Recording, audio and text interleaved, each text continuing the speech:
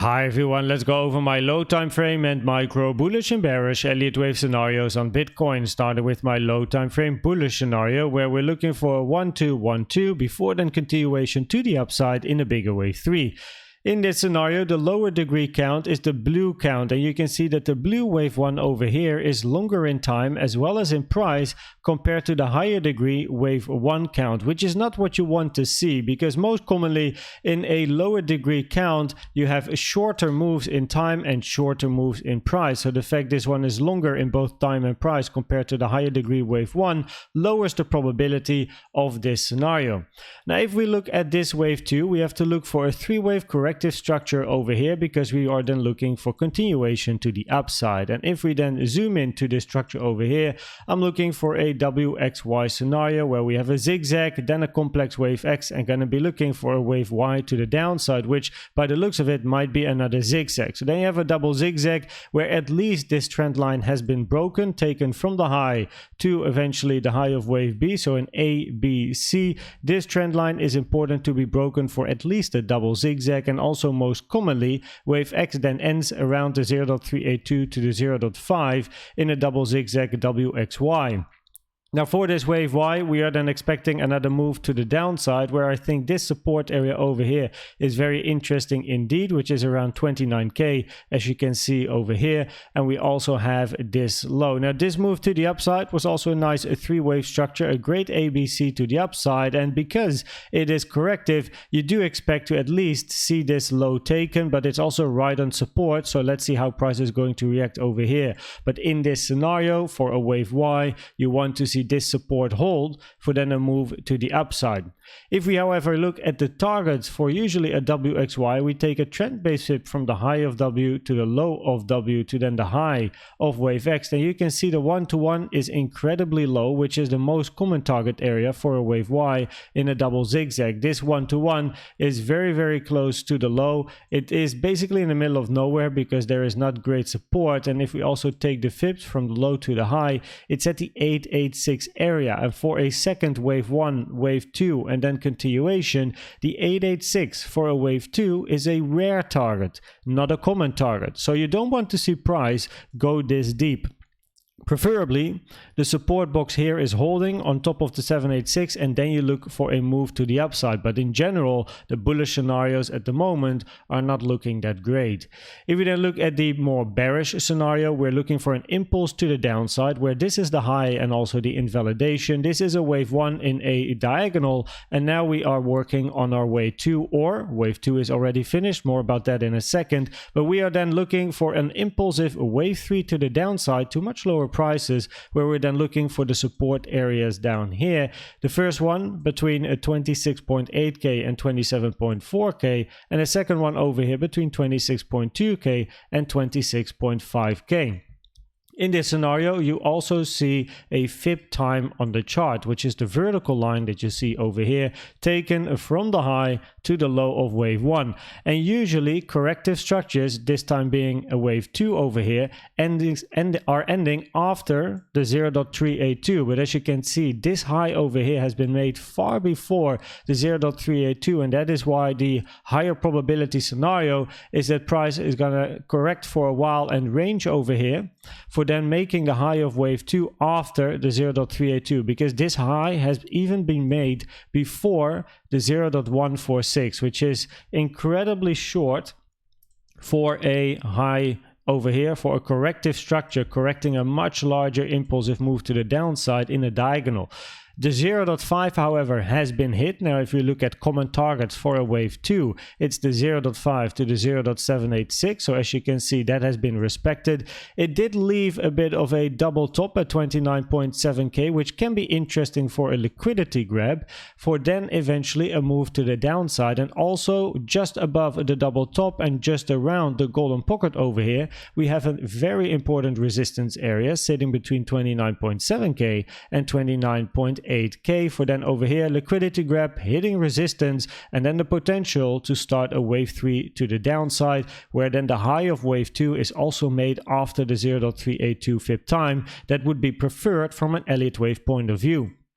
If we then zoom in to the structures that could lead to a wave 2 ending after the 0.382 fib time, then this is the first one out of the two I want to show you. So I showed this one yesterday already, where we were then looking to end this ABC to the upside, a 3-wave structure and potentially a W, then looking for a zigzag to the downside, most commonly at least in a wave X. So wave X can be any corrective structure, but most commonly is a zigzag in then a 535. But the low of wave X over here then does not yet take this low in then a W, X, and then in wave Y you're then looking for a flat, which is a 3, 3 and a 5 wave move, where then the wave B of then an ABC is touching the support area that we have around 29k, taking that liquidity of the low as well for then an impulsive structure to the upside in a wave C, going towards the target area that we have over here, the resistance area, for then a move to the downside. Now, in the other scenario, we're looking for a simple structure, which is a flat. So in this scenario, we then have a 3-wave A to the upside in an ABC, looking for a 3-wave structure to the downside to finish wave B, where the most common target for a wave B in an expanding flat is between the 1.236 and the 1.38. The 105, however, is a rare target, but also positioned inside the support area, so that could be quite interesting. But of course, price can wick into the 1.236, close inside the target area and move up, and that move up is then a 5-wave structure. So it's a 3, 3, 5-wave move to the upside, where for wave C, I think again that 29.7k area is very interesting resistance, and also price then hits both of the target boxes. It cleans up and clears up the support area that we have for price to come back later and then just fall through, and we clear up the resistance area that we have and the liquidity that is positioned over here for then continuation to the downside. And also time wise, it currently still makes more sense for price to continue ranging for a while, and because this structure over here is a 3-wave move to the upside, it just in general makes sense that price is eventually going to take this low. Now, if you look more locally at what we've been looking for yesterday, first of all, when price was ranging over here, we were looking for a move to the downside to at least hit the 382, if not some other fibs, because for a wave B as well as a wave 2, the 382 is an absolute minimum target. Now, we were on top of the 382 over here, found support, impulsive move to the upside in a very nice 3-wave structure, ABC, the 1-to-1 hit, which is a common target for wave C, taken from the low to the high of A to the low of wave B, and also that 0.5 was positioned over here for resistance for then a move to the downside, where looking at this move to the downside, currently expecting some sort of a 3-wave structure, and let's see if we can take that low today or not, because we also have news today. News at 2:30 p.m. Central East European time. As you can see, US retail sales, whatever that is, no idea, but it always, like the red flags, can create volatility on the chart, and that is important to know, because whenever there is volatility and whenever there is news, price might do crazy stuff, and you have to make sure that you trade safe with a plan and have proper risk management. If we then look at the CVD divergences, then we do have bearish CVD divergences. First of all, we have CVD divergences with the highs over here, so much lower high on price, but we have a higher high on the CVD chart, which you can see if I zoom out over here on the 30-minute. Then you can see even with this high over here, and I put my cursor on the CVD high on yellow, then on the right side that you can see that over here, these highs are above my horizontal cursor line, bearish CVD divergence, lower high on price, higher high on the CVD. It's not really what you want to see. If we then zoom in, then, or at least it's what you want to see in a bearish scenario, I suppose, but not as a bull. What you then see more locally over here is lower high on price. We had a bit of a higher high on the yellow CVD, bearish local CVD divergence. That one already played out as price then took this low, so that's all nice, all good.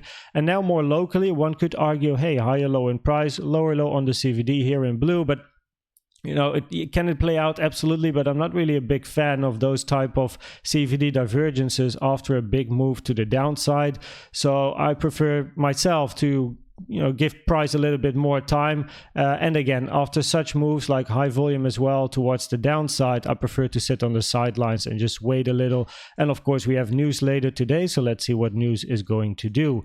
If we then look at the probabilities of the different scenarios that I mentioned in this video, then currently on the low time frame, the higher probability scenario based on Elliott waves is the bearish scenario, where either wave 2 is in or we're still looking for a wave 2, and between these two, the higher probability scenario at the moment is simply based on time, is that wave 2 is not yet in, and we at least continue to range a little bit longer for this wave 2 before a move to the downside. And that is then also the higher probability scenario on the micro, is that I'll be looking for the lows over here in both of these scenarios, as you can see in the WXY complex structure, or for the ABC, where this support area is going to be interesting for both scenarios. And if price can hold support over here and move to the upside, then I'm going to be looking for this level around 29.7k for then continuation to the downside. So on the micro currently, the two higher probability scenarios are this one or this one, but the result is the same. You're going to be looking for downside, hit the target box before a move to the upside. But we do have to keep in mind that if price is going to come down in very, very high volume and very parabolic, then this might be the beginning of a bigger wave 3. But we have to observe the reaction in this target area. No FOMO, YOLO, catching knives whatsoever. We wait and see what price is going to do, and based on the reaction, we can potentially enter or not. At least, no financial advice. You trade your plan. I hope this video was helpful or valuable to you. Please check out the most recent educational video I've made about the best trading indicator you can use. And for now, thanks for watching and subscribing, and I'd like to see you at the next one. Bye bye.